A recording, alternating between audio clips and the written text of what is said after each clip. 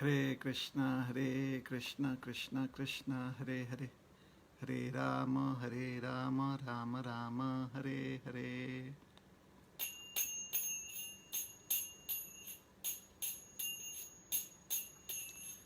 Jai Radha Madhava Kunja Bihari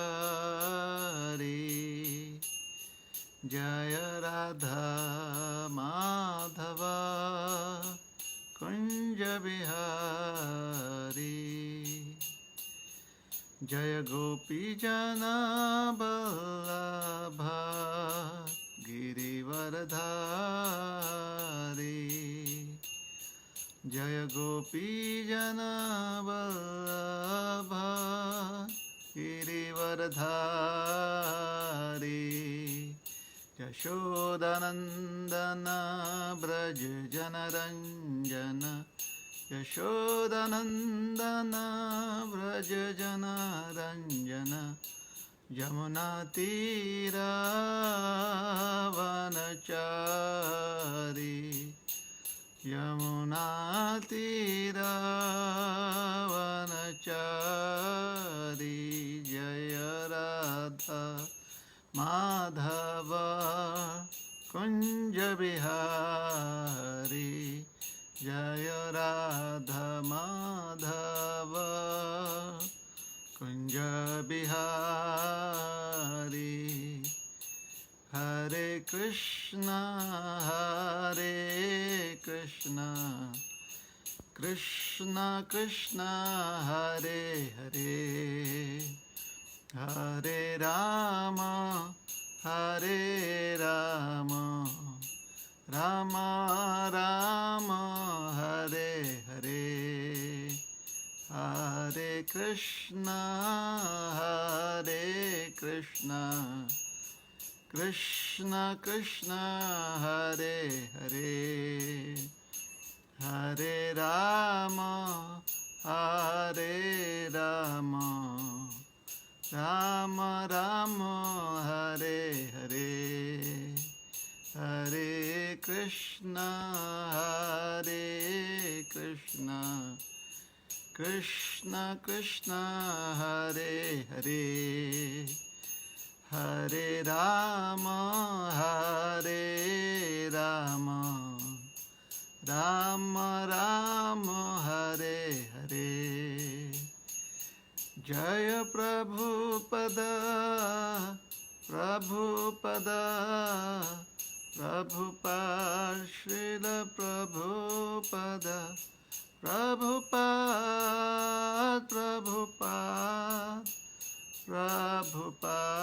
Jaya Jaya Prabhupada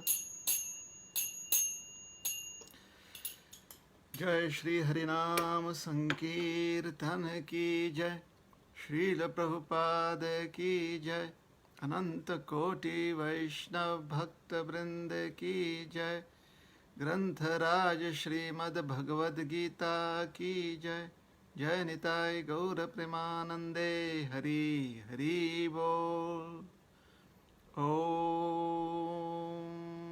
Jnanatimirandhasya Jnananjanashalakaya Chakshurunmilitam Yena Tasmai Shri Gurave Namaha Shri Chaitanya Manobhishtam Sthapitam Yena Bhutale Swayam Rupa Kada Mahiyam Dadati Swapadantikam Namam Vishnu Padaya Krishna Preshthaya Bhutale Shrimate Bhakti Vedanta Swami Niti Namine Namaste Saraswati Deve Gauravani Pracharine Nirvishesha Shunyavadi Paschatya Deshatarine Vancha Kalpatarubhyascha Kripa Sindhubhya cha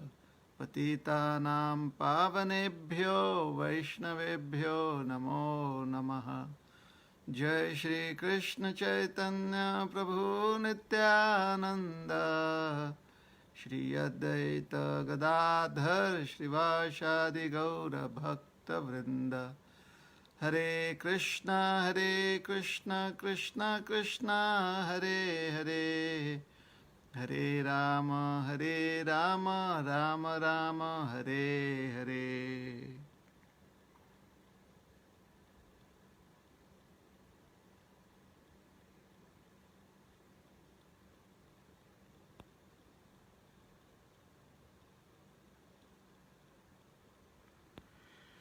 हरे कृष्णा। तो आज अध्याय 6 श्रीमद् भगवद गीता यथारूप अध्याय 6, अध्याय का शीर्षक है ध्यान योग और श्लोक क्रमांक 1 से पढ़ रहे हैं। श्री भगवानुवाच अनाश्रितः कर्म फलं कार्यं कर्म करोति यः स सन्न्यासी च योगी च न निरग्निर्न चाक्रियः। श्री भगवानुवाच अनाश्रितः कर्म फलं कार्यं कर्म करोति यः स सन्न्यासी च योगी च न निरग्निर्न चाक्रियः। श्री भगवानुवाच अनाश्रितः कर्म फलं कार्यं कर्म करोति यः स सन्न्यासी च योगी च न निरग्निर्न चाक्रियः। अनुवाद। श्री भगवान ने कहा, जो पुरुष अपने कर्म फल के प्रति अनासक्त है और जो अपने कर्तव्य का पालन करता है वही सन्यासी और असली योगी है। वह नहीं जो न तो अग्नि जलाता है और न कर्म करता है। हरे कृष्ण। तो 6वें अध्याय में भगवान जो अष्टांग योग प्रणाली है उसे विस्तार पूर्वक समझाएंगे। और अष्टांग योग के संबंध में भगवान ने 5वें अध्याय में श्लोक क्रमांक 27 और 28 में संक्षिप्त में ज्ञान प्रदान किया है। तो अष्टांग योग जो है वह विरक्ति पर आधारित है। अष्टांग योग का पालन करने हेतु यह अनिवार्य है कि व्यक्ति अपना परिवार त्यागे, अपना समाज त्यागे, घर त्यागे और किसी वीरान स्थान पर जाकर एकांत रूप में ब्रह्मचर्य का पालन करते हुए ध्यान साधना करें। अष्टांग योग की प्रणाली घर में रहते हुए करना इतना आसान नहीं है और ना ही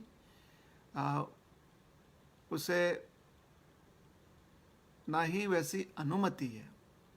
अष्टांग योग के लिए सर्वप्रथम आपको गृह त्याग करना बहुत आवश्यक होता है। किंतु जैसे कि हर योग साधना प्रणाली में आप उन गिने चुने या दुर्लभ व्यक्तियों में से हो सकते हैं जो थोड़ा सा अलग आप साधना करने में सक्षम हो सकते हैं या साधना कर सकते हैं। ये संभव है। कुछ लोग ऐसे होंगे जो एक्सेप्शनल होते हैं, जो थोड़ा सा अलग तरीके से कर लेते हैं। लेकिन साधारणतः अगर अष्टांग योग प्रणाली आपने अपनानी है तो आपको गृह त्याग करना और परिवार और समाज से दूर जाना अत्यंत आवश्यक है। क्योंकि अष्टांग योग की शुरुआत ही होती है कि आप किसी वीरान स्थान पर जाकर, जहाँ पर आप अकेले हों, आपके चारों ओर कोई नहीं है और आप ऐसे एकांत स्थान में ध्यान कर रहे हो। उसका कारण बहुत स्पष्ट है। अगर आप अपने परिवारजनों के में रहते हुए या अपना घर में रहते हुए अष्टांग योग करोगे तो आप ज़्यादा देर तक ध्यान नहीं कर सकते। और अष्टांग योग में आपको अगर ध्यान करना है तो वह ध्यान आपका निरंतर ध्यान होना चाहिए। वह ध्यान जो है आपका बिना किसी रुकावट के ध्यान होना चाहिए। वह ध्यान जो है अनइंटरप्टेड होना चाहिए आपका ध्यान। तो उस कारण से अष्टांग योग की प्रणाली एकांत स्थान में की जाती है। तो क्या घर में रहकर आप कर सकते हो? अगर आपका घर आपके घर में सिर्फ आप ही हो और आपको कोई मिलने नहीं आता है, ना ही आप किसी से मिलने जाते हो, तो फिर ठीक है, करना संभव है। अन्यथा अष्टांग योग के लिए आपको जंगल में जाना अनिवार्य है। तो ये थोड़ा बहुत समझाया गया है। आगे चलकर हम और पढ़ेंगे इसके बारे में कि अष्टांग योग की योग्यताएं क्या क्या हैं। उसके लिए आपको कौन व्यक्ति योग्य है अष्टांग योग की प्रणाली में, अष्टांग योग की जो प्रणाली है वह करने में कौन योग्य है, इस पर पूरा 6वां अध्याय जो है आधारित है। तो इसलिए आज ही मत प्रश्न पूछने लगिए कि घर में रहकर नहीं कर सकते क्या, या ऐसे नहीं कर सकते क्या, वैसे नहीं कर सकते क्या। सारे उत्तर आपको इस अध्याय में मिल जाएंगे।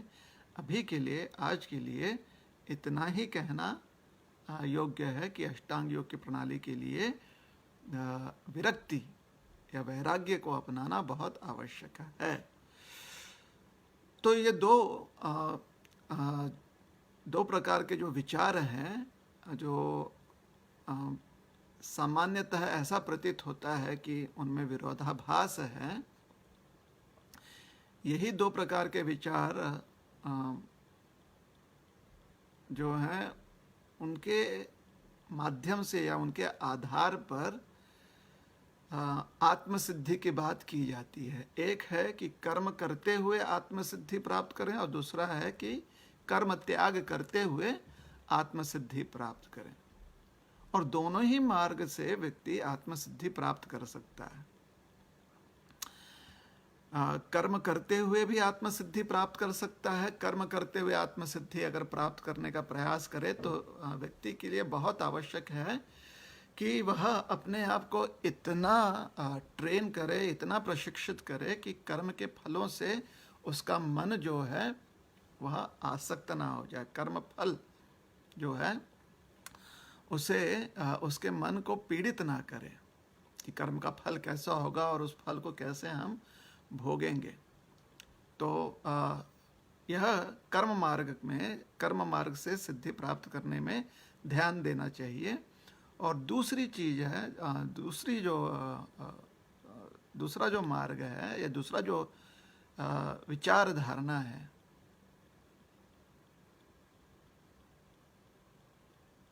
या दूसरी जो विचार धारणा है उसमें कर्म त्याग पर जोर दिया गया है। क्योंकि अगर कर्म त्याग कर देंगे तो फिर कर्म फल के प्रति कर्म ही नहीं रहेगा तो कर्म फल भी नहीं रहेगा, कर्म फल नहीं रहेगा तो आसक्ति नहीं रहेगी। इस प्रकार से वैराग्य पर जोर दिया गया है।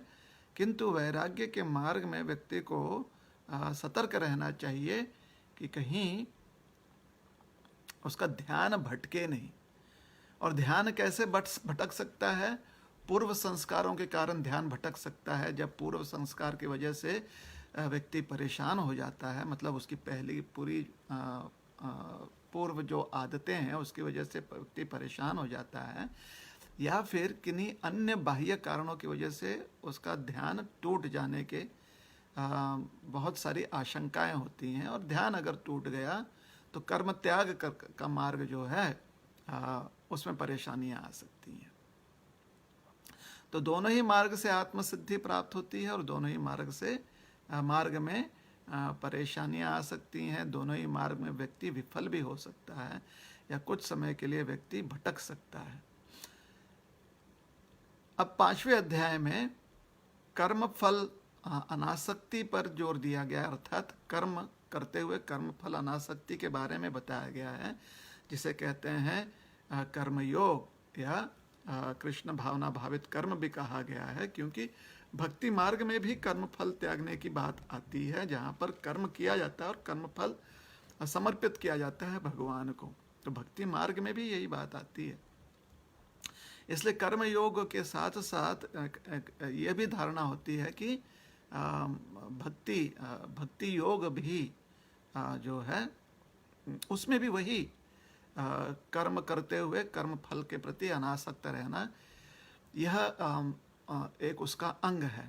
तो कर्म योग के द्वारा कर्म योग में और भक्ति योग में कर्म करना यह संभव है।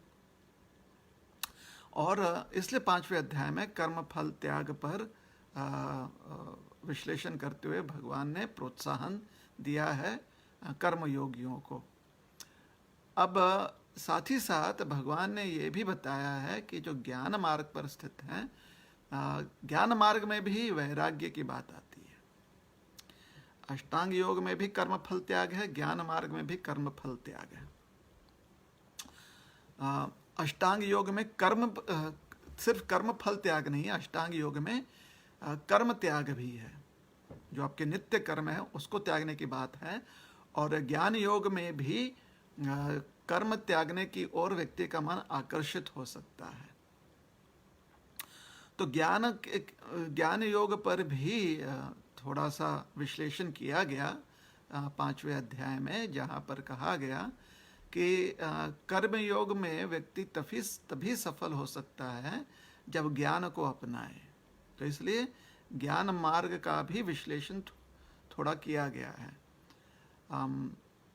विश्लेषण किया गया है, जहाँ पर ज्ञान के मदद से कर्म फल त्यागने में एक कर्म योगी को आसानी हो जाती है। किंतु ज्ञान मार्ग की प्रणाली थोड़ी अलग है। ज्ञान मार्ग की प्रणाली जो है वह कर्म त्याग और कर्म फल त्याग, निष्काम कर्म से निष्काम कर्म के माध्यम से भी कि ज्ञान मार्गी जो है आत्मसिद्धि प्राप्त कर सकता है। लेकिन अधिकतर कर्म त्याग से और कर्म त्याग करने से, जिससे कि कर्म फल भी त्याग देता है व्यक्ति, कर्म ही नहीं करेगा तो कैसे होगा। तो ज्ञान मार्ग में व्यक्ति कर्म को त्यागने, जो कर्म उसे प्रलोभन देते हैं, ऐसे कर्म त्यागने पर जोर दिया गया है। तो वैसे तो सारे कर्म जो हैं इंद्रियों के द्वारा अगर किया गया तो वहाँ पर आशंका तो रहती है कि आप कर्म से आसक्त हो जाओ या कर्म फल से आसक्त हो जाओ। इसलिए ज्ञान मार्ग पर कर्म त्याग पर थोड़ा सा ज़्यादा जोर है। ज्ञानी जो है वह निष्क्रिय ज़्यादा होना पसंद करता है, ताकि कर्म और कर्म बंधन में फंसे ही नहीं। तो ज्ञानी जो है आत्मचिंतन में और शास्त्र अध्ययन और विश्लेषण में ज़्यादा समय बिताता है, इसलिए उतना ही कर्म करता है जितना कि उसके स्वास्थ्य के लिए योग्य है, उतना ही कर्म करता है, उससे अधिक कर्म नहीं करता। अर्थात ज्ञानी जो है बड़ा विरक्त होता है, बड़ा ही सरल जीवन उसका होता है। कर्म योगी का जीवन जो है वह क्योंकि कर्म में रत है, इसलिए उसका जीवन थोड़ा सा भौतिक सुविधाओं से विस्तारित होगा। उसके जीवन में थोड़ा सा भौतिक सुविधाएं विस्तार रूप से दिखाई देंगी। लेकिन जो ज्ञानी होता है उसके जीवन में साधन जो होते हैं, भौतिक क्रियाओं के जो साधन होते हैं वो सीमित होते हैं, वो स्व इच्छा से उसे सीमित रखता है। ज्ञान योग में व्यक्ति तभी परिपूर्ण हो सकता है जब वो ध्यान भी अपनाए। क्यों? क्योंकि ज्ञान योग में कर्म त्याग दिया है उसने, ज़्यादा नित्य कर्म जो है उसने बहुत ही सीमित रखे हुए हैं। तो निश्चित रूप से नित्य कर्म सीमित होने के कारण कर्म फल के प्रति आसक्ति तो नहीं है, किंतु वह आत्मचिंतन में ज़्यादा समय बिता रहा है। तो आत्मचिंतन में उसे ध्यान को अपनाना, अर्थात एकाग्र मन को करना, यह बहुत आवश्यक हो जाता है। तो यह भी बात भगवान ने समझाई है 5वें अध्याय में। और 5वें अध्याय में बस भगवान ने थोड़ा सा हल्का सा एक ट्रेलर दे दिया है अष्टांग योग का। तो पहले श्लोक में भगवान मानो जैसे कि थोड़ा सा एक ओवरव्यू दे रहे हैं या समझा रहे हैं कि संन्यास होता क्या है, क्योंकि अष्टांग योग के लिए संन्यास लेना अनिवार्य है। इसलिए अष्टांग योगी अक्सर सन्यासी जो हैं वह अक्सर अष्टांग योग प्रणाली अपना सकते हैं। गृहस्थ आश्रम में अष्टांग योग प्रणाली बहुत ही अधिक कठिन हो जाती है, उसे करना बहुत कठिन होता है, क्योंकि उसके प्रारंभिक जो यम नियम के अंग हैं, अष्टांग योग के प्रारंभिक जो अंग हैं गृहस्थ आश्रम में, वही पूर्ण करना कठिन हो जाता है या उसे पालन करना कठिन हो जाता है। इसलिए सन्यासियों के लिए ज्ञान मार्ग और अष्टांग योग मार्ग जो है वह आसान है, और गृहस्थियों के लिए कर्म योग मार्ग जो है वह आसान है।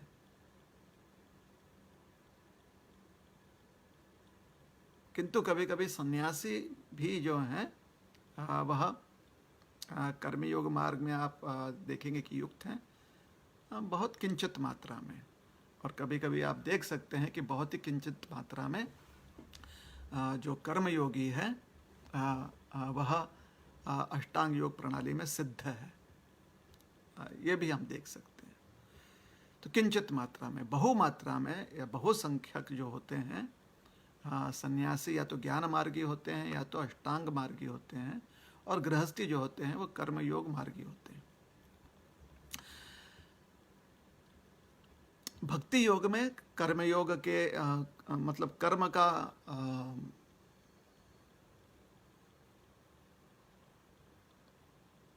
स्थान है, और भक्ति योग में ध्यान का भी स्थान है। वास्तव में कर्मयोग, ज्ञान योग और अष्टांग योग अंततोगत्वा जब भगवान के प्रति व्यक्ति अपनी भक्ति व्यक्त करता है तभी वह सिद्ध हो जाते, पूरी तरह से सिद्ध होते।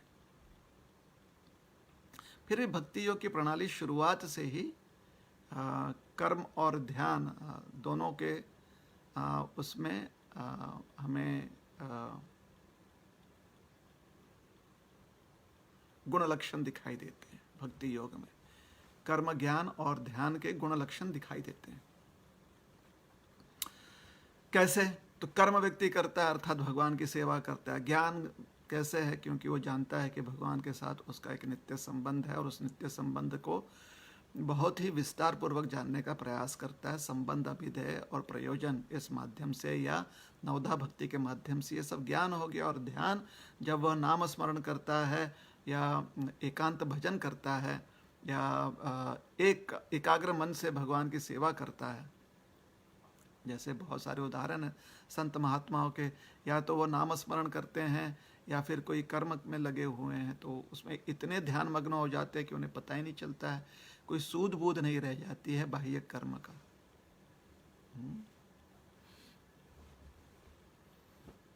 तो भक्ति योग प्रणाली भी ध्यान का भी स्थान है। और क्योंकि शुरुआत से ही भक्ति योग में भगवान के प्रति शरणागति व्यक्त की जाती है, इसलिए उसे भक्ति योग कहा जाता है। अर्थात प्रारंभिक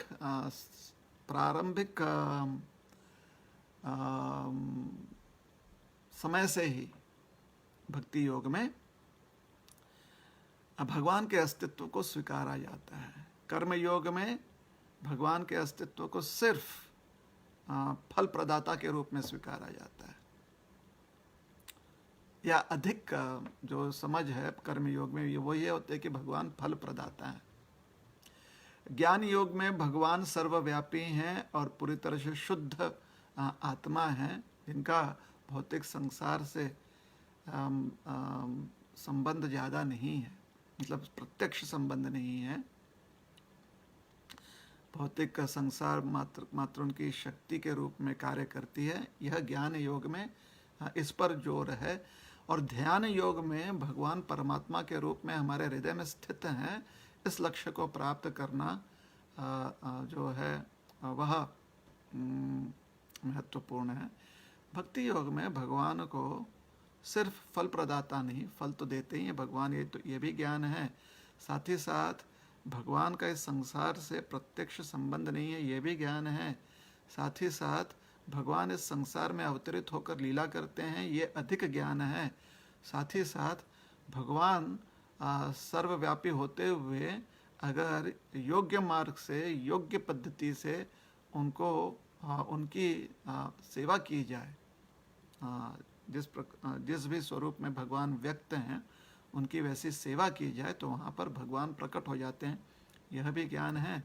और एकाग्र मन से भगवान के प्रति सेवा करना तो ये ध्यान भी है। और ये शुरुआत से, क्योंकि प्रारंभिक जो कड़ी है वहीं से भगवान के साथ जो संबंध है ये स्थापित किया जाता है, इसलिए उसे भक्ति योग कहते हैं। ध्यान योग में अंततो गत्वा भगवान से संबंध स्थापित करने की बात होती है। एक थोड़ी सी जानकारी होती है कि भगवान जो हैं परम परमेश्वर हैं, लेकिन उनका साक्षात्कार प्राप्त करना आवश्यक है कर्म, ज्ञान और भक्ति में। कर्म में उनके अस्तित्व को स्वीकारते हैं क्योंकि फल प्रदाता है ना, तो स्वीकारना ही पड़ेगा। ज्ञान और अष्टांग में उनके अस्तित्व को हम विश्लेषण द्वारा या सिद्धि द्वारा स्वीकारने पर जोर देते हैं। भक्ति योग में पहले से ही भगवान के अस्तित्व को स्वीकारा जाता है और वह संबंध बड़ा घनिष्ठ संबंध होता है। साक्षात्कार, उस घनिष्ठता के साक्षात्कार जो है वो बाद में प्रतीत होगी, लेकिन स्वीकारी जाती है। तो ये है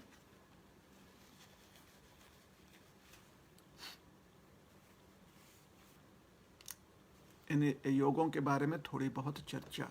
अब अन्य योग भी हैं, जैसे राजयोग है। राजयोग ये ज्ञान योग है और उसमें ध्यान का थोड़ा सा सारांश है। फिर क्रिया योग है। क्रिया योग जो है कर्म और ज्ञान, और उसमें ध्यान भी थोड़ा बहुत है। तो ऐसे अलग अलग नाम जो हैं प्रणालियों के और भी दिए गए हैं। मुख्यतः कर्म, ज्ञान, ध्यान, भक्ति, यह 4 सिस्टम्स जो हैं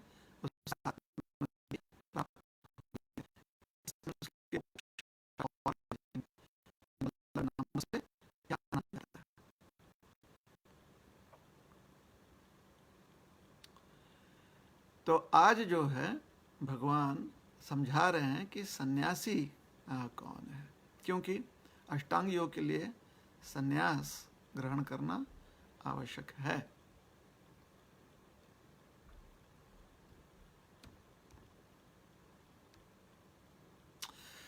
ठीक है, तो फिर अब श्लोक का विश्लेषण करते हैं।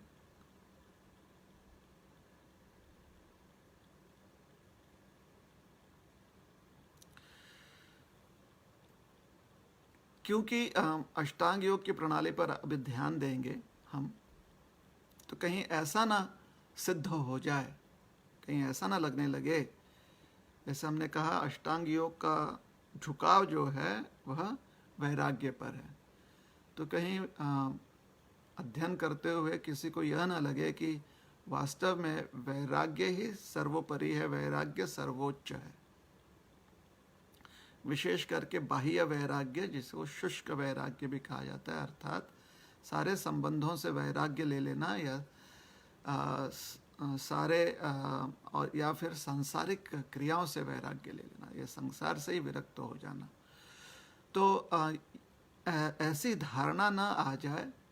हो सकता है कि कर्म के प्रति जो है एक घृणा आ जाए, कर्म को तिरस्कृत करने की भावना आ जाए, या कर्म के प्रति भय उत्पन्न हो जाए। तिरस्कार क्यों? क्योंकि कर्म जो है वो आपको आसक्ति की ओर ले जाता है। घृणा क्यों? क्योंकि आप कर्म और कर्म फल के चक्र से इतने परेशान हो चुके हैं कि आप उससे घृणा करने लगते हैं। या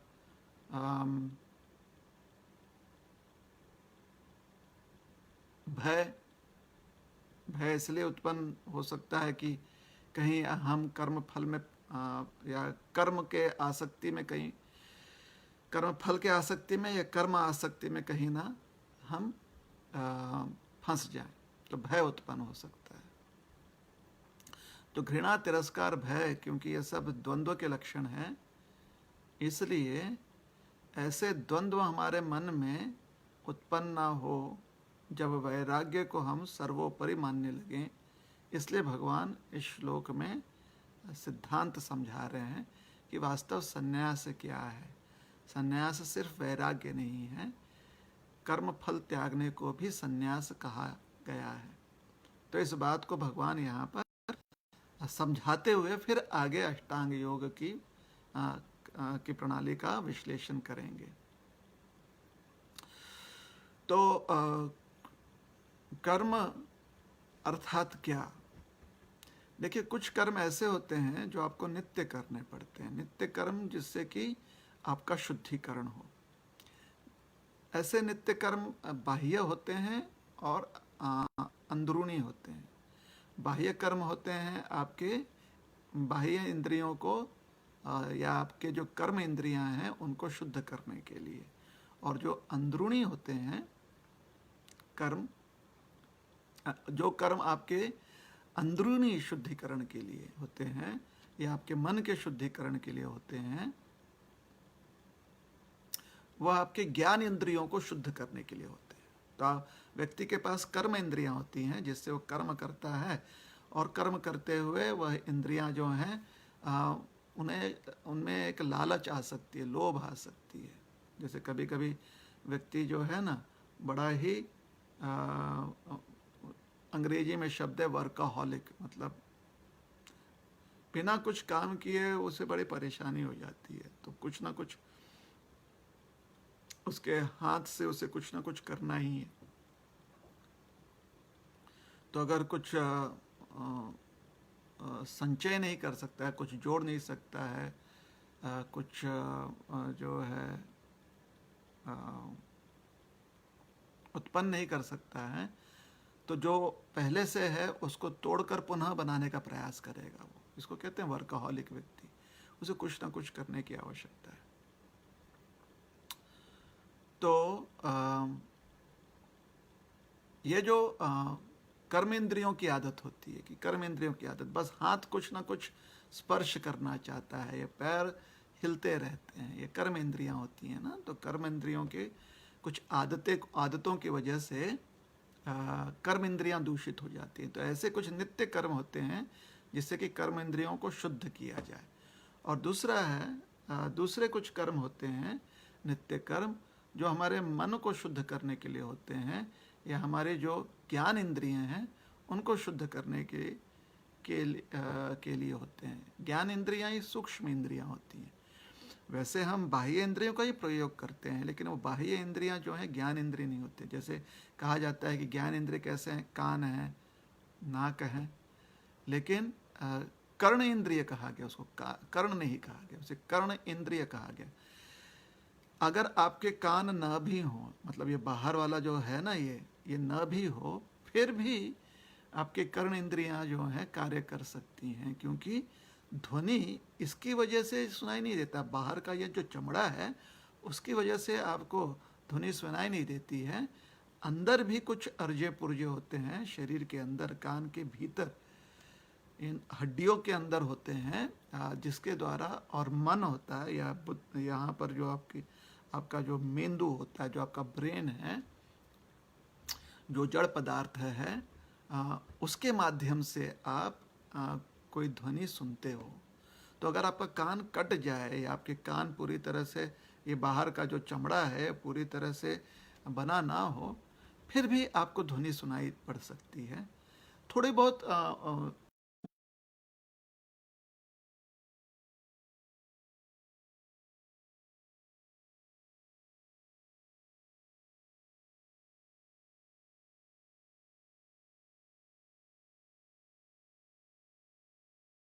ज्ञान इंद्रियों की बात की जाती है, तो ये जो बाहर का चर्म चक्षु, ये या आँख,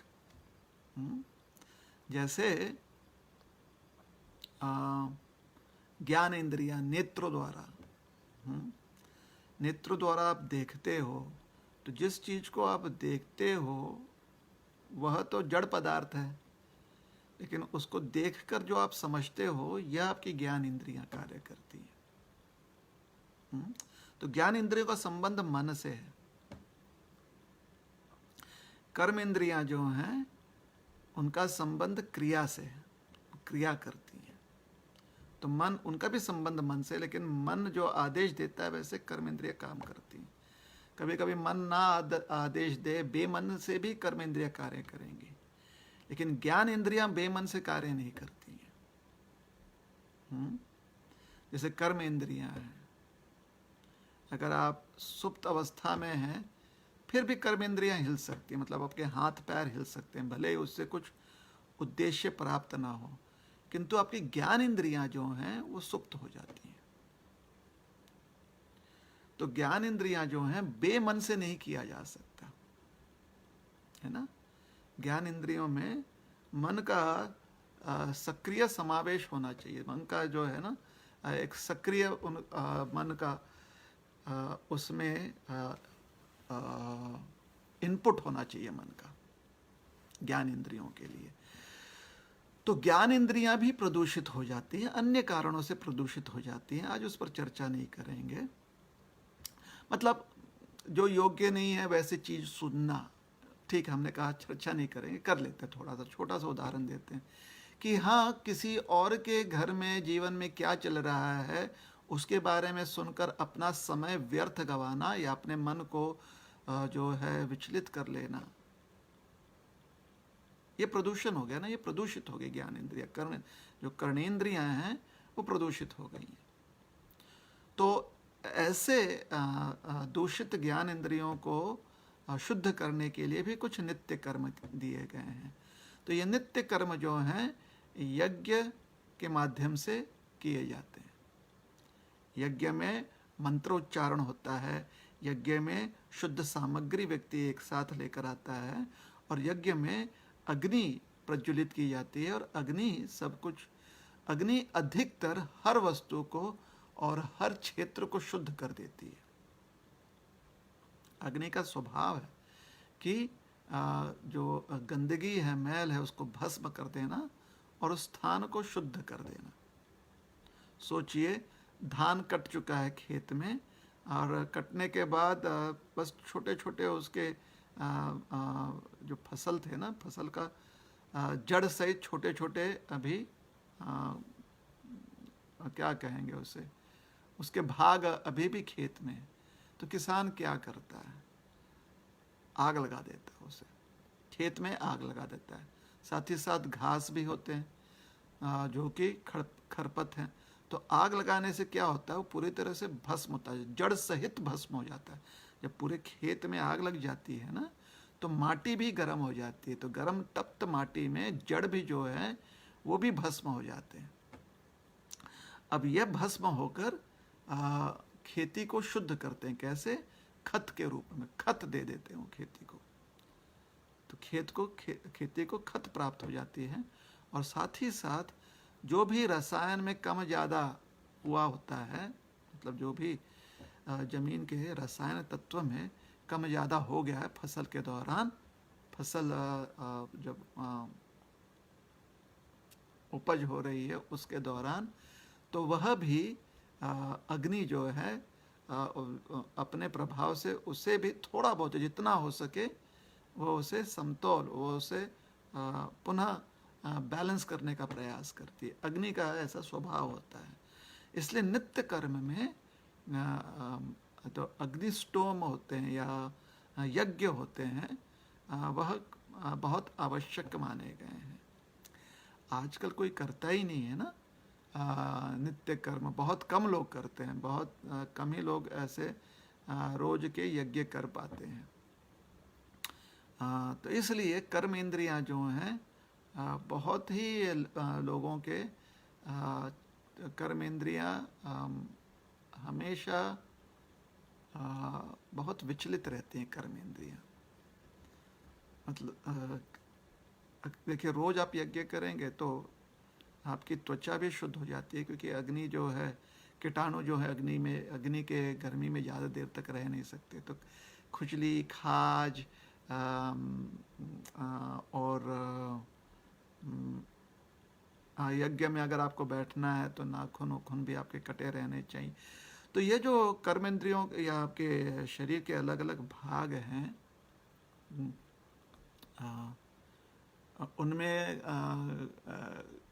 मैल गंदगी के कारण वो आप जो है थोड़े से हमेशा चंचल रहते हो आप। तो यज्ञ करने से वो चंचलता कम हो जाती है। यज्ञ में मंत्र उच्चारण करने से मन भी कम चंचल हो जाता है। शरीर में भी जो है शरीर स्वस्थ रहता है, इसलिए कर्म इंद्रियां जो हैं वो सक्षम रहती हैं, और मन भी सुदृढ़ हो जाता है, इसलिए मन भी जो है सक्षम बन जाता है। तो मन की भी सक्षमता है यहाँ पे। ठीक है, तो ये हो गए जो यज्ञ व्यक्ति को करने चाहिए उसके बारे में यहाँ पर ज्ञान दिया गया है कि किस प्रकार से यज्ञ करना, नित्य कर्म करना आवश्यक है। हाँ, जो कर्म मार्ग में लगा हुआ है तो वो नित्य कर्म कर सकता है, या कुछ ऐसे कर्म होते हैं जिसे काम्य कर्म कहते हैं। काम्य कर्म का अर्थ होता है कि जब उसके मन में कोई इच्छा, कोई कामना जागृत होती है और वह उस काम पूर्ति के लिए जो योग्य या जो निर्धारित कर्म है वह करता है। जैसे कि श्रावण महीने का उपवास, ये जो है काम्य कर्म है, ये नित्य कर्म नहीं आता है, क्योंकि आप ये सिर्फ मासिक उपवास है। या फिर कुछ काम्य कर्म ऐसे होते हैं जो भक्ति मार्ग में भी की जाती है। काम्य कर्म जैसे कि मंगलवार का उपवास या शनिवार का उपवास व्यक्ति हर सप्ताह करता है, लेकिन वो साप्ताहिक कर्म है, इसलिए उसे काम्य कर्म कहा गया है। वो नित्य कर्म नहीं है, रोज जो है आप नहीं करते हो।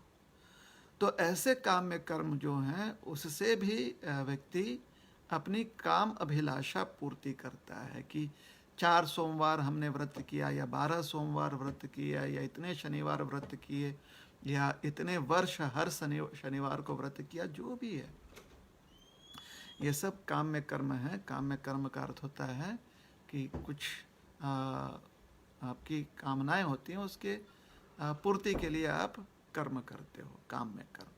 तो नित्य कर्म होते हैं और काम्य कर्म होते हैं। नित्य कर्म होता है कि रोज शुद्धिकरण कर्म इंद्रियों का और ज्ञान इंद्रियों का, रोज नित्य शुद्धिकरण होना चाहिए। और काम्य कर्म होते हैं कि जब मन में कभी कभी अभिलाषाएं समय समय पर आती रहती हैं, उनको निर्धारित जो या योग्य जो मार्ग है, निर्धारित मार्ग है, उसके अनुसार कृति करना, उसे कहते हैं काम्य कर्म पूर्ति। तो यह हो गया कर्म मार्ग, कर्म योग जिसे कहते हैं। तो जो गृहस्थी आश्रम में होता है, क्योंकि उसे बहुत सारे उसकी जिम्मेदारियां होती हैं, उत्तरदायित्व होते हैं, तो निश्चित रूप से उसके मन में बहुत सारी कामनाएं होंगे। तो उनके लिए यह नित्य कर्म और यज्ञ जो है करना बहुत महत्वपूर्ण माना गया है। आज अधिकतर संसार में कोई करता नहीं, क्योंकि संसार में व्यक्ति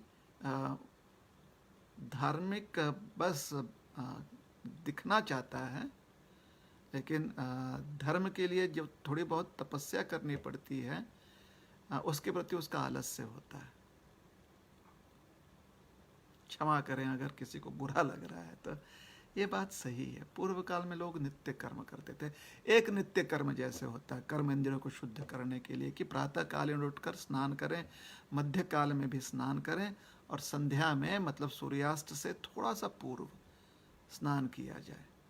इससे दिन में 3 बार कम से कम स्नान करने से शरीर स्वस्थ रहता है। बहुत कम लोग आजकल स्नान करते हैं। और स्नान का अर्थ होता है जहाँ पर पूरा आपका शरीर जल से ढका हुआ हो, क्योंकि क्या होता है, सारा शरीर अगर जल से ढका हुआ है तो फिर आसान हो जाता है शरीर को शुद्ध करना। इसलिए स्नान यह नित्य कर्म माना गया है, हालांकि उसे हम बहुत साधारण कार्य समझते हैं। आजकल तो जो नई पीढ़ी है वो बड़े ही आसानी से कह देते कि हाँ हम 2-3 दिन स्नान ही नहीं करते हैं।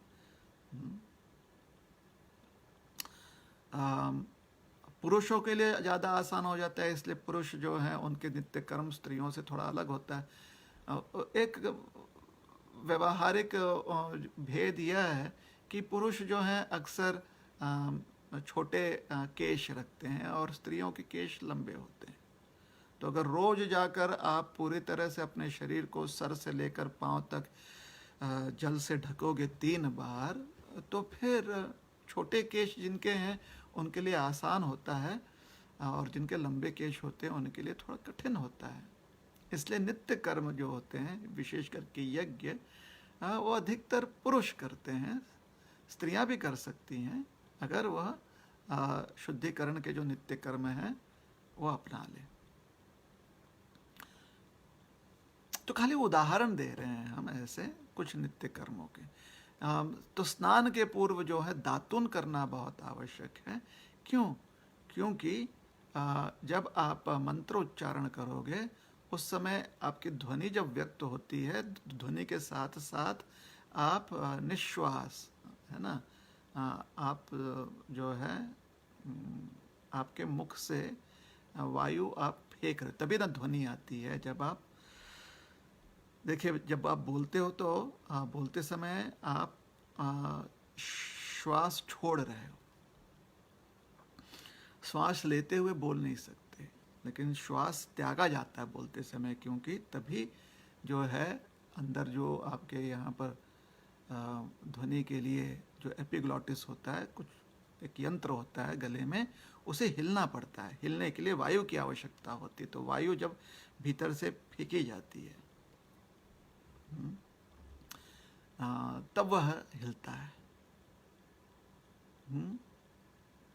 तो जब आप मंत्र उच्चारण कर रहे हो, आपकी ध्वनि बाहर निकल रही है और आपका रात में होता यह है कि आपके मुंह में जो कीटाणु अक्सर आपके मदद के लिए हैं रात के समय, क्योंकि उन्हें कुछ खाने के लिए मिलता नहीं है, मतलब अन्न ग्रहण प्राप्त नहीं होता उनको, जिस अन्न में मिश्रित होकर वह जो है पाचन क्रिया में मदद करते हैं।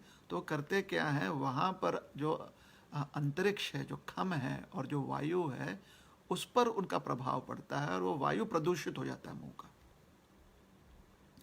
और मुंह में जल भी थूक के रूप में होता है, तो वह भी प्रदूषित हो जाता है कीटाणुओं की वजह से। और फिर दांतों के बीच में भी कीटाणु होते हैं। तो अगर आप मंजन नहीं करोगे, दातुन नहीं करोगे, तो जब आप मंत्रोच्चारण करते हो तो मंत्रोच्चारण करते समय आप जो है अपने लिए और दूसरों के लिए कीटाणुओं का संक्रमण कर रहे हो, और यह आपके कर्मेंद्रियों के लिए और दूसरों के कर्मेंद्रियों के लिए अच्छा नहीं है, शरीर के लिए ठीक नहीं है। इसलिए और एक नित्य कर्म होता है कि कुल्ला करना, मुंह साफ रखना, सोने के पहले कुल्ला करके सोना, उठते ही या तो आप अगर कुछ स्वास्थ्य की प्रणाली अपना रहे हो तो रात भर जल जो तांबे के पात्र में रखा हुआ है उसे आप ग्रहण कर लो उठते ही, तो उससे लाभ होता है, क्योंकि तांबे का जो है असर होता है उन कीटाणुओं पर। तो उन कीटाणुओं का जो प्रदूषण क्रिया है या उनका नुकसान पहुंचाने की जो क्षमता है वो ख़त्म हो जाती है और उनकी पाचन क्रिया जो है वो खाली बच जाती है। तो इसलिए जब आप वह जल सुबह सुबह ग्रहण करते हो, ऐसे कुछ प्रणालियां हैं या कुछ ऐसे पद्धतियां हैं जहाँ पे बताई जाती है कि तुरंत जल ग्रहण करने से वैसे, और अगर वो थोड़ा सा नम हो, मतलब थोड़ा से क्या कहते हैं, थोड़ा गर्म हो, तो ज़्यादा अच्छा होता है। तो तांबा जो होता है वो कीटाणुनाशक उसमें क्षमताएं होती हैं, तो इसलिए वह कीजिए, या फिर आप तुरंत कुल्ला कर कर उसे थूक दीजिए। तुरंत कुल्ला करके आप थूक भी सकते, दोनों क्रिया कर सकते हैं। लेकिन याद रखें कि तांबे का बहुत महत्व होता है, तांबे के पात्र का। अगर आप पानी पीना चाहते हो सुबह सुबह उठकर बिना दातुन किए, तो दोनों के उद्देश्य थोड़े से अलग हैं।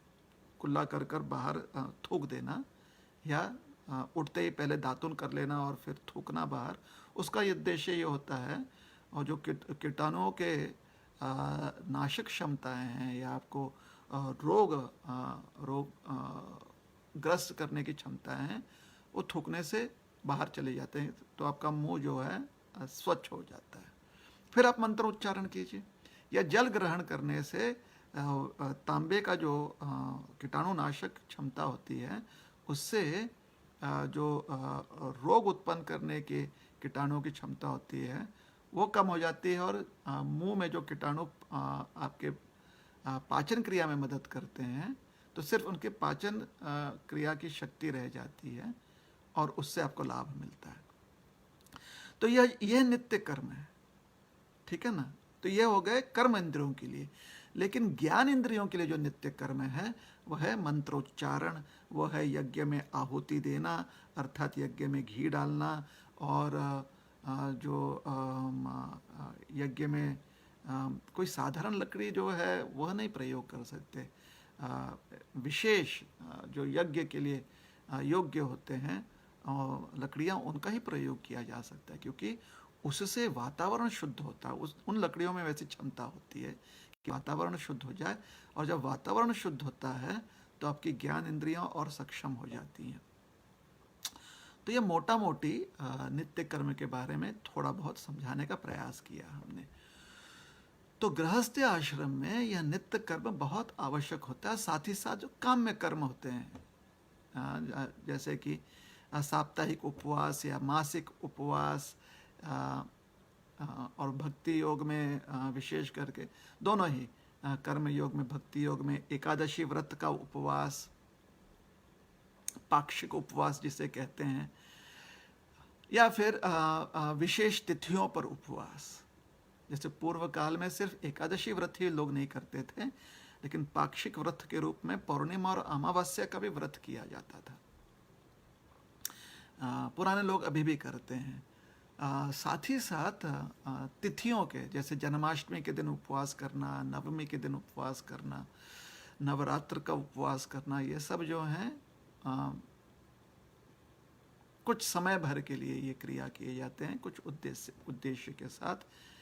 तो नित्य कर्म और ऐसे कभी कभार के कर्म जिसे कहा जाता है काम में कर्म, इससे हम अपने कर्म इंद्रियां जो हैं उसे शुद्ध करते हैं, ज्ञान इंद्रियों को शुद्ध करते हैं। फिर जब हम अपने उत्तरदायित्वों को निभाने के लिए कर्म करते हैं, तो क्योंकि हमारा मन शुद्ध है, इंद्रियां शुद्ध है, तो उसमें दुर्भावना नहीं आती हमारी, और हमसे गलतियां कम होती हैं। गलतियां जहाँ पर कर्म हो, दुर्भावना हो, तो व्यक्ति पुण्य ज़्यादा कमाता है और पुण्य उसके लिए लाभदायी है।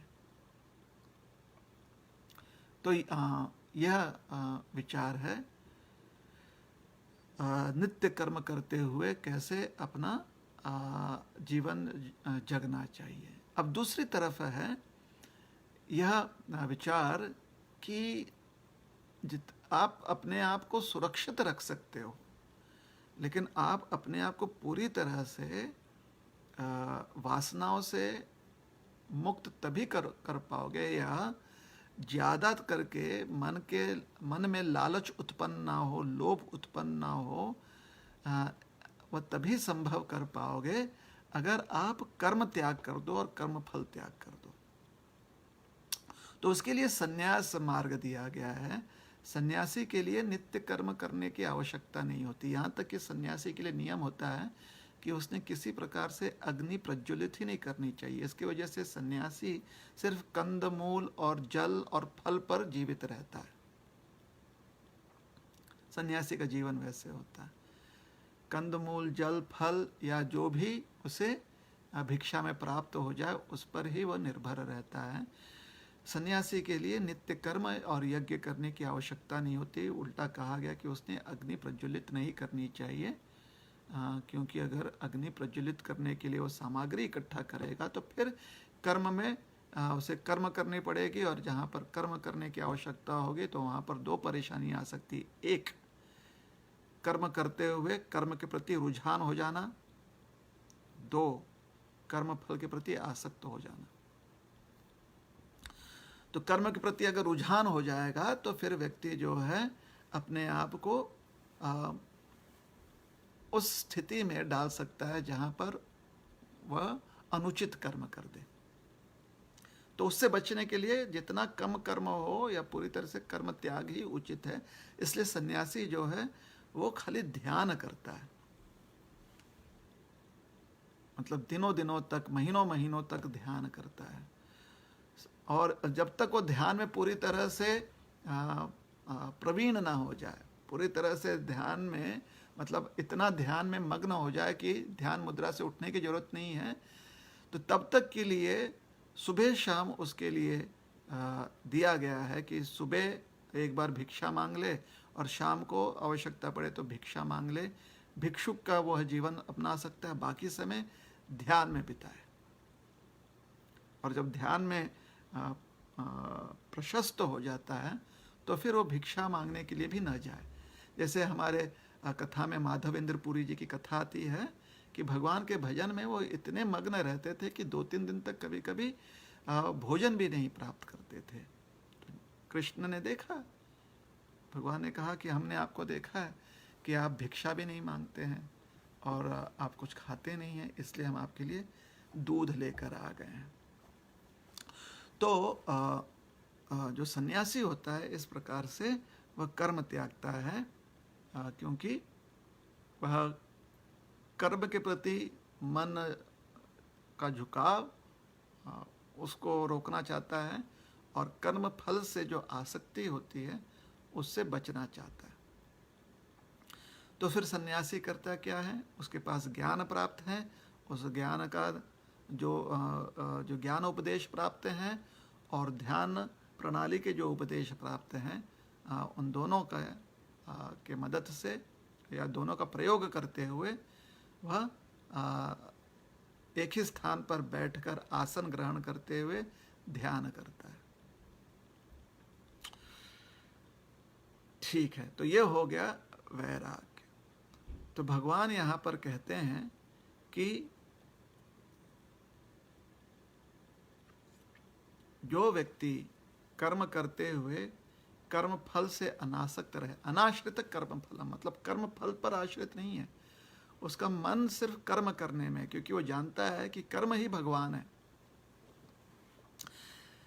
कर्म ही भगवान है, वो ये बात जानता है। कहने का अर्थ ये नहीं है कि कोई भी कर्म भगवान है। यहाँ पर कहीं ऐसा ना हो कि हमारे इस बात को लेकर कट पेस्ट करके वायरल कर दिया जाए। ये पूर्ण सिद्धांत नहीं है। वो जानता है कि कर्म ही भगवान है, अर्थात अपने कर्म में वो भगवान के अस्तित्व को स्थापित करता है कि यह कर्म भगवान से आ रही है, यह कर्म जो है वो भगवान के लिए है और अंततः यह कर्म भगवान को समर्पित करना है। कर्म फल के प्रति वो आसक्त नहीं है कि भाई मतलब खेत जो है जमीन को जोतेंगे, नांगरनी करेंगे, अर्थात हल चलाएंगे खेत में, फिर खत डालेंगे, फिर बीज बोएंगे, पूरा कष्ट करेंगे। उसके बाद अगर इंद्रदेव जो है कृपा ना करे, बारिश ना हो, तो जल सिंचन भी करेंगे, हम जल भी प्रदान करेंगे, किंतु फल क्या आएगा, कैसा आएगा, क्यों आएगा, उसकी चिंता नहीं करता।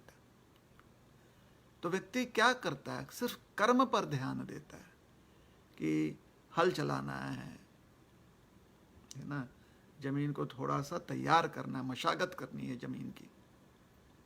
तो जमीन की मशागत को ही वह भगवान का अस्तित्व मान लेता है कि यही मेरे प्रभु हैं, यहाँ पर प्रभु जो हैं उनकी सेवा में हमने हल चलाना है, हमने मशागत करना है उनकी सेवा में। जैसे कभी कभी लोग मालिश करवाते हैं ना, तो मालिश में कभी कभी जो है थोड़ा बहुत मुक्का मारना पड़ता है मालिश करते हुए, जोर से जो है मालिश करनी पड़ती है, तो उससे थकावट चली जाती है। जहाँ जहाँ शरीर में गांठ बन गए हैं, वायु प्रवाह नहीं हो रहा है, रक्त प्रवाह नहीं हो रहा है, तो जोर से मालिश करने से जब कशमकश होता है ना आपके अलग अलग अंगों पर जोर लगाया जाता है, तो पीड़ा तो होती है थोड़ा बहुत मुक्का भी हल्के से मारा जाता है। तो उसी प्रकार से किसान जो है वो क्या करता है, वो मशागत करता है अपनी जमीन का।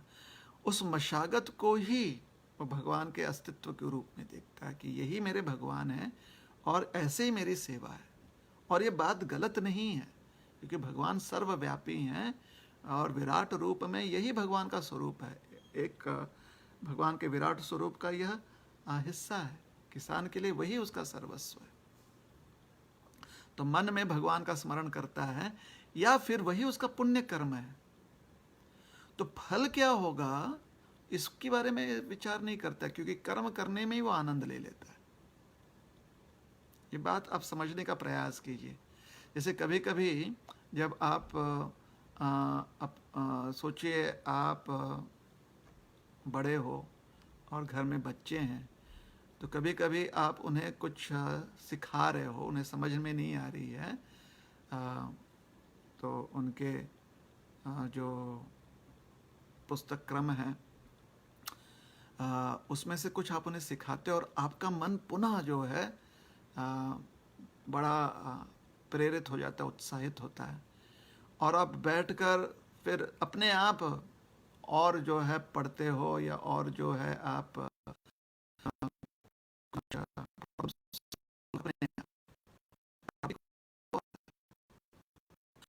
तो करना वही आपका आनंद है। आप इसलिए नहीं कर रहे हो कि परीक्षा देकर जब मार्क्स आएंगे तो फिर उससे आनंद मिलेगा। बच्चा वैसे करता है। बच्चा जो है परीक्षा में अच्छे क्रमांक प्राप्त करके जो आनंद मिलता है वह भी उसका लक्ष्य है, लेकिन आपका वो लक्ष्य नहीं होता उस समय, क्योंकि आप सिर्फ आपके लिए वो आवश्यक नहीं है।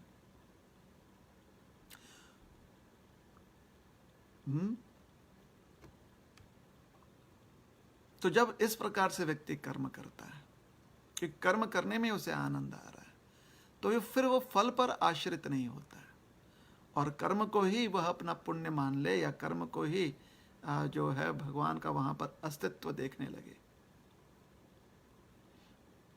तो फिर फल पर आश्रित नहीं रहता, फल पर उसका ध्यान नहीं रहता। तो इसे कहते हैं अनाश्रित कर्म फलम। यहां पे कर्म फल त्याग की बात आ ही नहीं रही है। यहां पर फल पर अनाश्रित रहने की बात आ रही है। मतलब कर्म ही आपको इतना अच्छा लगता है कि फल जैसे भी आ जाए तो फिर वो आप किसी और को, वो दूसरों के लिए, शायद आप भी उससे फल को अपना लें, शायद दूसरे अपना लें। जैसे कारीगर होता है, दूसरों के लिए काम करता है, उसके बदले में वह कुछ अपना जो भी निर्धारित करता है कि इतना मुझे धन मिलना चाहिए, तो वो धन ले लेता है। लेकिन कारीगिरी जब वो करता है तो कारीगिरी करने में ही वो अपना मन लगाता है। उसको भोगना है, इसमें मन नहीं लगाता। किस प्रकार से होना चाहिए ये वह निर्धारित नहीं करता है। जैसे भी प्रकार से सोचिए उसने लकड़ी की कारीगरी कर रहा है, तो जो भी जिस व्यक्ति ने उसे नियुक्त किया है लकड़ी की कारीगरी करने के लिए, वो जैसे बताता है वैसे वो कर्म करता है। तो वास्तव में उसका अंतिम स्वरूप क्या होगा वो बाद में पता चल सकता है। पहले जो भी बेसिक कारीगरी करना है वो करता है। तो ये 2-3 उदाहरण दे रहे हैं ये समझाने के लिए कि कैसे कर्म का जो फल है उस पर अनाश्रित रहते हैं। मतलब कर्म फल से प्रेरणा ही नहीं है। प्रेरणा क्या प्राप्त हो रही है? कर्म से ही। तो ऐसा जो व्यक्ति होता है उसकी चर्चा यहाँ पे भगवान कर रहे हैं, अनाश्रित कर्म फलम। अब दूसरा एक व्यक्ति होता है जो कर्म फल प्राप्त करने के बाद उसे समर्पित करता है। अच्छा देखिए, अनाश्रित कर्म फलम का यह अर्थ नहीं कि कर्म जो है वो बेमन से करे, कर्म मन से कर रहा है। और अक्सर अगर आप कर्म मन से करते हो तो आपको जो निर्धारित कर्म फल है वो प्राप्त होता है। हाँ, अगर कर्म और कर्म फल का, अभी आप लकड़ी का काम करो और उसके बाद सोचो कि मुझे कांसे का परात चाहिए, तो वो तो होगा नहीं ना। लकड़ी का आप प्रयोग कर रहे हो तो आपको आगे चलकर शायद पलंग मिल सकता है, या आपके लिए कुर्सी बना सकते हो आप, लेकिन तांबे का बर्तन नहीं बन सकता ना। उसके लिए आपको तांबा जो है उसका प्रयोग करना पड़ेगा। तो कर्म फल कुछ हद तक जैसा आप कर्म कर रहे हो, मतलब जिस पदार्थों का प्रयोग कर रहे हो उस पर निर्भर करता है। ये भी बात सही है। तो कहने का तात्पर्य यह है कि कुछ लोग ऐसे होते हैं जो कर्म के फल को त्यागते, वो जानते हैं कि इसका यह कर्म फल होगा, और इसलिए कर्म बड़े मन से करते ताकि कर्म फल प्राप्त करें। तो कर्म फल के पर ध्यान रखते हुए कर्म फल त्याग प्राप्त करते हैं और फिर उस कर्म फल का त्याग कर सकते हैं, तो वो भी कर्मयोगी कहलाएंगे। यहाँ पर भगवान कहते हैं कि वो भी सन्यासी कहलाते हैं। लेकिन ऐसे भी कुछ वर्ग होते हैं जो जब कर्म करते हैं तो कर्म फल पर आश्रित नहीं रहते हैं। मन लगाकर कर्म करेंगे तो कर्म फल अच्छा ही आएगा, कभी कभी अच्छा नहीं भी आता है, उससे क्योंकि उनका आनंद कर्म करने में ही था।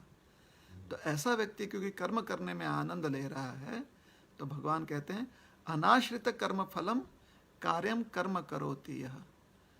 कार्यम कर्म है ना, जो कार्य है,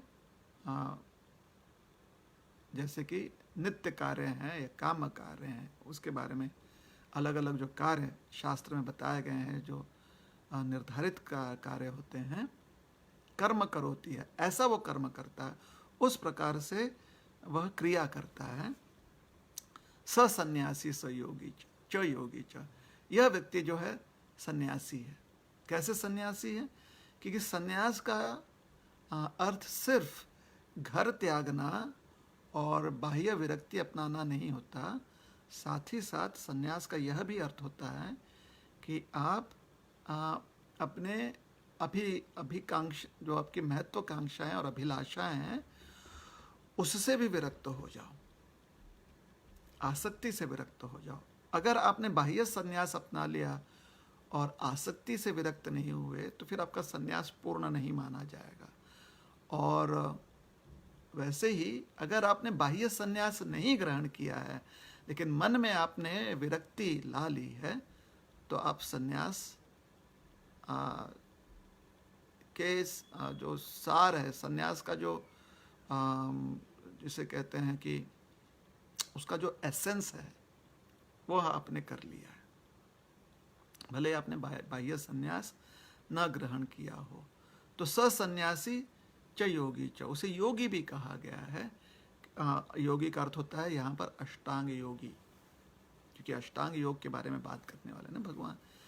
या फिर योगी का ये भी अर्थ ले लें कि वह योगी भी है क्योंकि उसने अपनी जो व्यष्टि चेतना है, उसकी जो अपनी चेतना है, उसकी जो वैयक्तिक चेतना है, उसको परम चेतना से जोड़ लिया है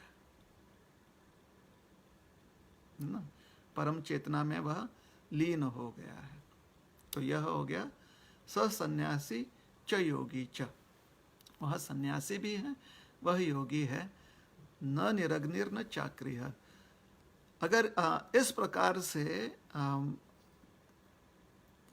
अनासक्त नहीं हुआ एक सन्यासी, जिसने अग्नि प्रज्वलित नहीं किया है और जिसने कर्म त्याग दिया है, तो उस व्यक्ति से कहीं ज़्यादा श्रेष्ठ है। और वास्तव में यह जो बाह्य संन्यास ग्रहण किया हुआ है लेकिन अंतःकरण से जो विरक्त नहीं है, तो वह सन्यासी नहीं कहलाएगा, बल्कि जो अंतःकरण से विरक्त हो गया है कर्म क्रिया करते हुए, वह सन्यासी कहलाएगा। तो शुरुआत में भगवान यह समझाने का प्रयास कर रहे हैं कि अष्टांग योगी के लिए यह आवश्यक है जानना कि कर्म फल से अनासक्त होना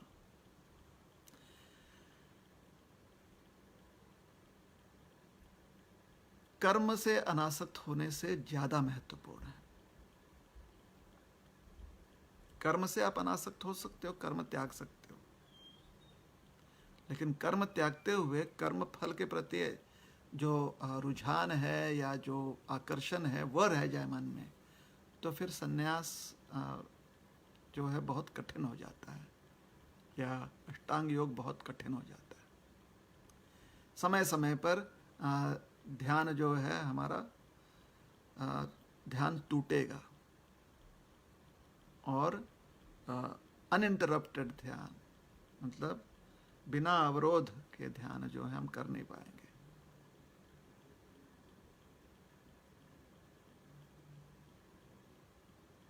अवरोध पूर्ण ध्यान रहेगा और उससे लाभ ज़्यादा, उससे समय काफ़ी चला जाएगा और पूरी तरह से लाभ नहीं मिल सकता। तो यहाँ पर भगवान थोड़े से एक ये कह लीजिए कि चेतावनी है, या थोड़े से भगवान यह चेतावनी दे रहे हैं कि किस प्रकार से सन्यासी जो है सतर्क रहे।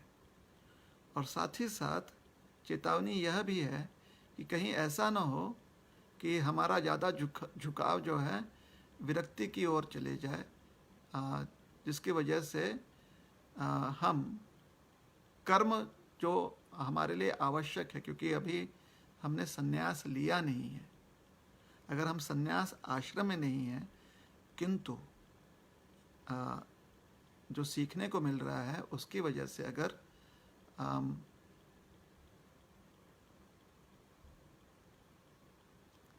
विरक्ति की ओर ज़्यादा झुकाव हो जाएगा, तो फिर वह भी हमारे लिए परेशानी है।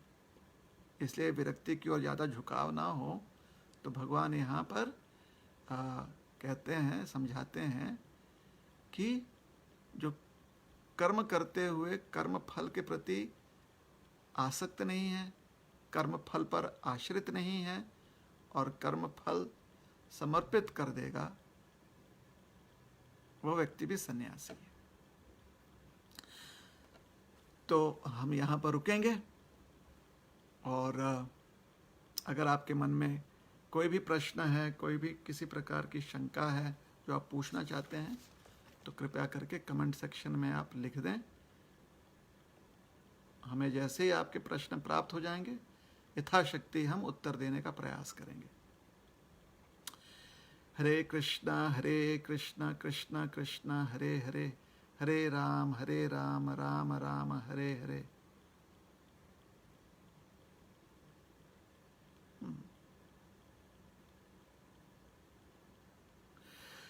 तो एक भक्त पूछते हैं कि भागवतम में कहा गया है कि जल से स्नान करने पर स्नान माना गया है, तो वास्तव में असली स्नान जैसा कुछ ऐसे सिद्धांत है क्या, या विचार धारणा है क्या कि असली स्नान क्या है? देखिए, जल स्नान करने से आपके कर्म इंद्रियां स्वच्छ होती हैं, ये बात तो सही है, लेकिन अगर आप अपने सूक्ष्म इंद्रियों को, अपने ज्ञान इंद्रियों को, अपने मन को आप शुद्ध करना चाहते हो, तो जल स्नान करते समय हमें भगवान और भगवान के भक्तों का या भगवत नाम का स्मरण करना चाहिए। इसलिए अक्सर जल स्नान करते समय व्यक्ति जो है पूर्व काल में गंगा जी में स्नान किया करते थे, या जो गंगा जी से दूर रहते हैं वह किसी सरोवर में स्नान करते थे, किंतु सरोवर के तट पर हमेशा महादेव जी का मंदिर होता था, ठाकुर जी का मंदिर होता था, तो जाते समय ध्यान पड़ता था उस पर। सरोवर पर प्रविष्ट होने से पूर्व ध्यान पड़ता था इन मंदिरों पर। तो उस ध्यान मुद्रा में व्यक्ति जाकर स्नान करता था। स्नान करते समय भी कुछ कर्म दिए गए हैं, मतलब जल में जब आप प्रविष्ट हो जाते हो तो वहाँ पर भी कर्म है कि आपने सूर्य देव का दर्शन करते हुए उन्हें जलार्पण करना है। अन्य भी जो है कर्म दिए गए हमें कि आपने अपने पूर्वजों का के संतुष्टि के लिए जलार्पण करना है, आपने अपने गुरु वर्ग का स्मरण करते हुए उनके प्रति कृतज्ञता व्यक्त करते हुए जलार्पण करना है, आपने भगवान का स्मरण करते हुए जलार्पण करना है। जलार्पण का अर्थ होता है कि आप अपने अंजलियों में जल उठाकर पुनः उस नदी में या फिर उस सरोवर में आप उस जल को त्याग दें, प्रदान कर दें। जल अंजलियों में उठाकर पुनः उसे प्रदान करते हुए व्यक्ति प्रार्थना करता है, मंत्रोच्चारण करता है और जिनके प्रति जलार्पण कर रहा है उन्हें उनका स्मरण करता है या उनके प्रति अपनी सेवा भाव को व्यक्त करता है। तो हमारे पूर्वज उनकी वजह से हमें एक समाज प्राप्त है, ख्याति प्राप्त है, इसलिए हम उनके प्रति, ख्याति नहीं कहेंगे लेकिन समाज प्राप्त है, जिस समाज में हम अच्छे से अपने कर्म साधना कर पाएँ या अपना धार्मिक जो भी कार्य हैं वो सिद्ध कर पाएँ। तो इसलिए हम उनका स्मरण करते हैं, गुरुजनों का स्मरण करते हैं। अभी हमारे जो गुरु वर्ग हैं वर्तमान और पूर्व के जो हमारे गुरु वर्ग हैं उनका स्मरण करते हैं, श्री भगवान का स्मरण करते हैं। हाँ, जब हम स्नान के बारे में कह रहे थे तो एक चीज़ कहना रह गया कि जब पूरी तरह से अंग ढक जाता है ना हमारे जल से, पूरा शरीर ढक जाता है, मतलब पूरा शरीर जो है हम जल के भीतर प्रदान कर देते हैं, तो उससे इंद्रियां जो हैं स्वच्छ होती हैं। लेकिन जब हम शावर के नीचे या बकेट में पानी लेकर, लोटा लेकर स्नान करते हैं तो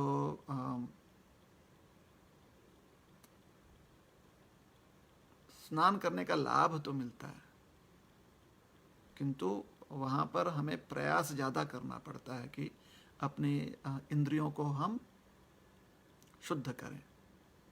तो सबसे योग्य स्नान जो है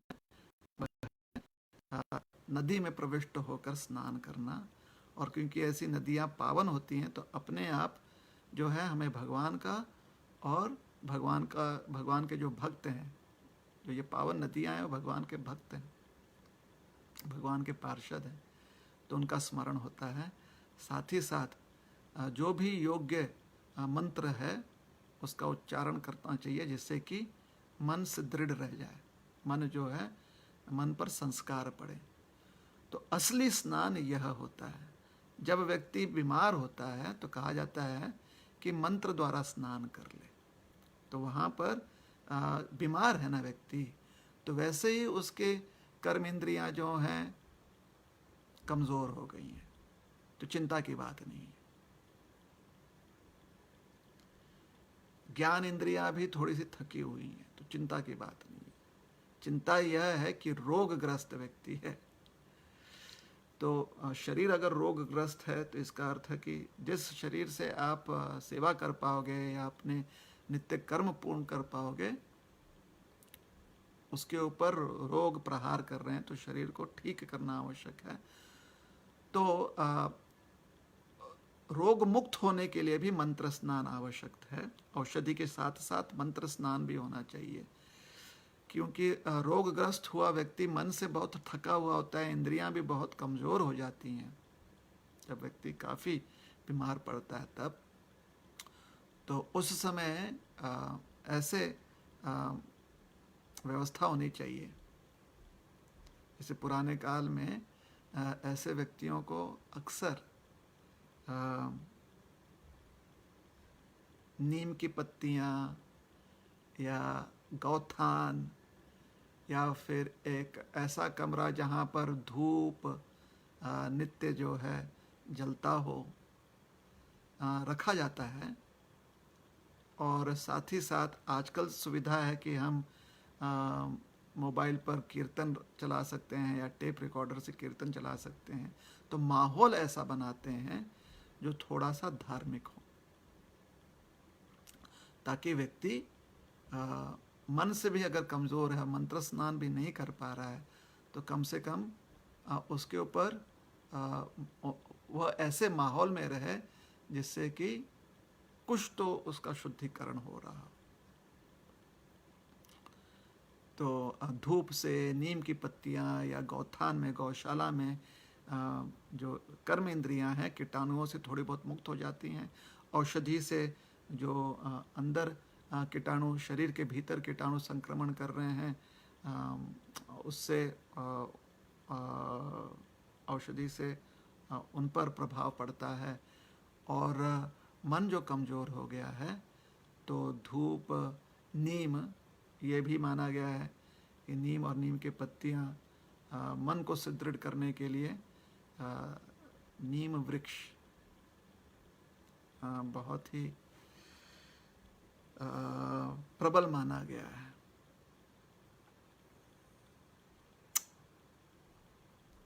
जैसे कभी भी कोई भी कटु अवस्था में व्यक्ति होता है जहाँ पर थोड़ा कड़वापन है, तो अपने आप व्यक्ति तपस्या करना चाहता है ना। तो रस, स्वाद, ये सब का असर पड़ता है व्यक्ति पर। तो क्योंकि प्रश्न पूछा गया है कि असली स्नान क्या है, तो असली, संक्षिप्त में असली स्नान होता है ना जल स्नान के साथ साथ मंत्र स्नान भी करना। ठीक है। हरे कृष्ण। हाँ, तो कैसे मंत्र स्नान कर सकते हैं? बस प्रविष्ट होते हुए गंगा मैया का स्मरण कीजिए। कुछ लोग जो हैं मंत्रों द्वारा सारे नदियों को प्रविष्ट वहाँ पर उपस्थित कर वहाँ पर प्रकट करवाते हैं, फिर स्नान करते हैं। और अगर ऐसा नहीं कर पाते हैं और या ऐसा करते भी हैं, तो भगवान का नाम जो है सब चीज़ को शुद्ध कर देता है। तो कृष्ण, हरि, गोविंद, मुरारी, या फिर हरे कृष्ण कृष्ण कृष्ण हरे हरे, हरे राम राम राम हरे हरे, स्नान करना चाहिए। हरे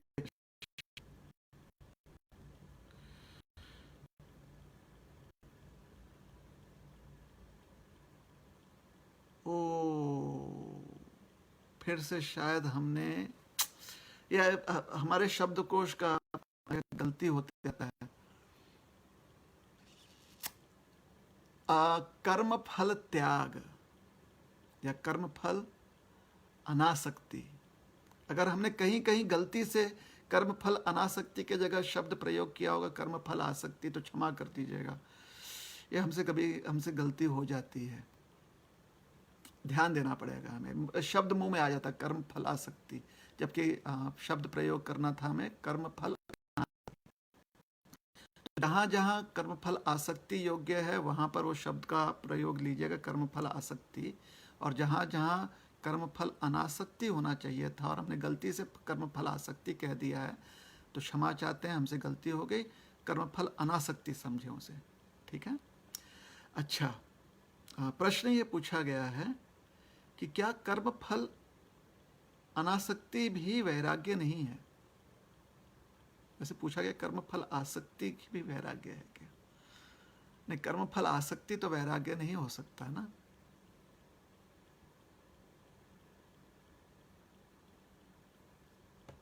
किसी चीज से अगर आसक्ति है तो वैराग्य नहीं है। विराग का अर्थ होता है अनासक्ति। अगर आप पूछ रहे हैं कि क्या कर्मफल अनासक्ति भी वैराग्य है, बिल्कुल है, वैराग्य है। कर्मफल त्याग, क्या ये भी वैराग्य है? तो हाँ, हमने कहा ना कि दो प्रकार से व्यक्ति कर्मफल के साथ संबंध रखता है। एक है कि कर्मफल पर आश्रित ही नहीं रहता है, और दूसरा है कर्मफल समर्पित करना या त्याग करना। तो दोनों ही भगवान कहते हैं सन्यासी का लक्षण है, अर्थात वैराग्य का लक्षण है। ठीक है।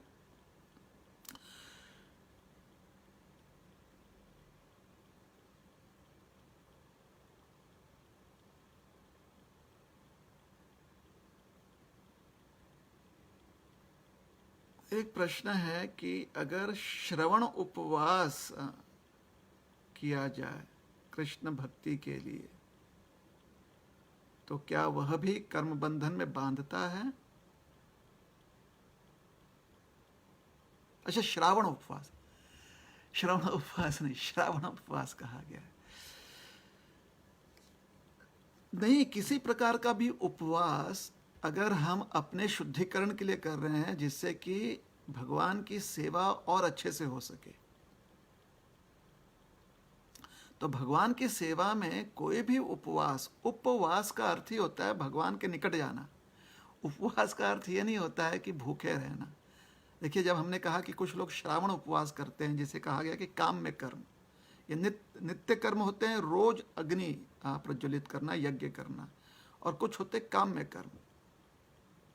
ये गृहस्थियों के लिए बताया गया है, क्योंकि उन्हें कर्म करने पड़ते हैं, तो अपने कर्म को शुद्ध रखें और अपने मन को जो है सुदृढ़ बनाने के लिए ये कर्म उनके लिए समझाया गया। सन्यासी के लिए जो नियम निर्दिष्ट किए हैं वो ये कि ये सारे कर्म से वो मुक्त हो जाए, खाली ध्यान में बैठे वो।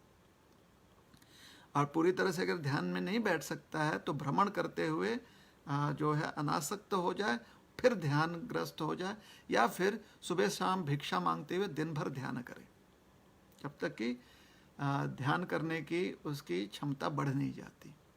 तो सन्यासी के लिए और गृहस्थी के लिए जो निर्दिष्ट कर्तव्य हैं वो अलग अलग हैं, निर्दिष्ट कर्म हैं वो अलग अलग हैं। तो जो श्रावण उपवास होता है, जो सन्यासी नित्य भ्रमण करता है, उसके लिए चातुर्मास उपवास दिया गया है, क्योंकि चातुर्मास में जंगल इत्यादि में परेशानियां बढ़ जाती हैं, तो उससे मन जो है विचलित हो सकता है। इसलिए एक ही स्थान पर बैठकर वो चातुर्मास व्रत करे सन्यासी के लिए। श्रावण मास इत्यादि जो व्रत दिए गए हैं हमारे शास्त्रों में, विशेष करके गृहस्थियों के लिए हैं, ताकि कम से कम वर्ष में एक मास जो है वो तपस्या कर सके। और ये मास जो है आरोग्य के दृष्टिकोण से भी बड़े लाभदायक है। इस मास में अगर हम उपवास करते हैं, तो उपवास का अर्थ होता है अन्न जल के ऊपर नियंत्रण। उपवास का अर्थ होता है आपकी जो दैनिक क्रियाकर्म है उसमें कुछ परिवर्तन। उपवास का अर्थ होता है आप जो है या जो भी साधना है वो साधना आप बढ़ाएं। तो उपवास का अर्थ ये सिर्फ नहीं होता है कि भूखे रहना, ठीक है ना। तो श्रावण का जो उपवास होता है, जैसे हमने कहा उपवास, भगवान के निकट जाने का प्रयास करना, उसे कहते हैं उपवास। तो श्रावण महीने में जो श्रावण व्रत व्यक्ति करते हैं आरोग्य के दृष्टिकोण से बड़ा ही लाभदायक है, और साथ ही साथ क्योंकि जो है स्वस्थ रहता है व्यक्ति, और एक महीना पूरा जो है समर्पित करता है और साधना करने में, तो उसे काफ़ी पुण्य मिलता है। पुण्य का अर्थ होता है कि उसकी जो चेतना होती है वो काफ़ी स्ट्रांग हो जाती है। मतलब अब व्यक्ति जो है मन से भी बहुत स्ट्रांग हो जाता है, सुदृढ़ हो जाता है कि आगे चलकर बाकी महीनों में अपना नित्य कर्म निभाने में उसे ज़्यादा स्फूर्ति प्राप्त होती है। तो क्या व्यक्ति कर सकता है? आपको जो भी उपवास करना है आप कीजिए, जब तक कि आप भगवान की सेवा करना चाहते हैं। जितने जो भी अर्थ है, जो भी शास्त्र में निर्धारित है, तो पहले शास्त्र ज्ञानी बनिए। जो भी व्रत है, उपवास है, उसके विधि विधान नियमों को समझिए और उस प्रकार से उसे पूर्ण करने का प्रयास कीजिए। अपने मन से ही हमें कोई विधि विधान जो है बनाने नहीं चाहिए। अपने मन से नियम बनाने की आवश्यकता नहीं है, पहले से बुद्धिमान व्यक्तियों ने हमारे लिए नियम स्थापित कर दिया है। तो हाँ, भगवान का भक्त जो है, जो भी शास्त्र निर्धारित व्रत इत्यादि जिससे कि हम भगवान के प्रति अपनी श्रद्धा बढ़ा सकें, वह कर सकता है। आज के समय में ये भी ध्यान देना चाहिए, थोड़ा सा व्यवहारिक दृष्टिकोण से, प्रैक्टिकल दृष्टिकोण से देखना पड़ेगा कि वो संभव है कि नहीं संभव है ना। अगर दिन भर आपको बहुत शारीरिक कष्ट करना है तो थोड़ा सा ध्यान दीजिएगा कि कितना आप व्रत अनुष्ठान जो है कर पाएंगे। हमेशा शास्त्र हमें प्रैक्टिकल रहने पर जोर देते हैं, इम्प्रैक्टिकल नहीं करते हैं शास्त्र। क्योंकि जितना आप प्रैक्टिकल रहते हुए शुद्धिकरण के तपस्या को अपनाओगे, उतनी ज़्यादा आपको आगे चलकर क्षमता आपकी बढ़ती है। जितनी आपकी क्षमता बढ़ती है, क्षमता बढ़ते ही आप और अच्छे से उसे कर पाओगे। लेकिन जो भी चीज़ आप इम्प्रैक्टिकली करोगे तो उससे आपकी क्षमता घटेगी, ना कि बढ़ेगी।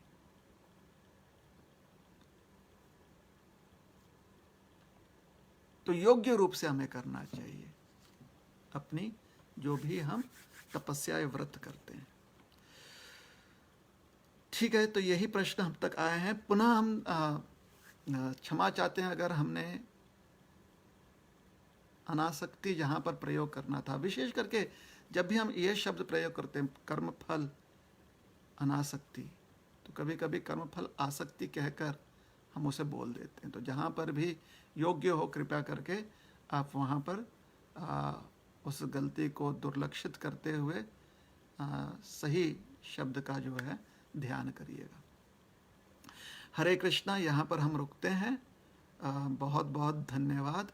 ग्रंथराज श्रीमद् भगवत गीता की जय।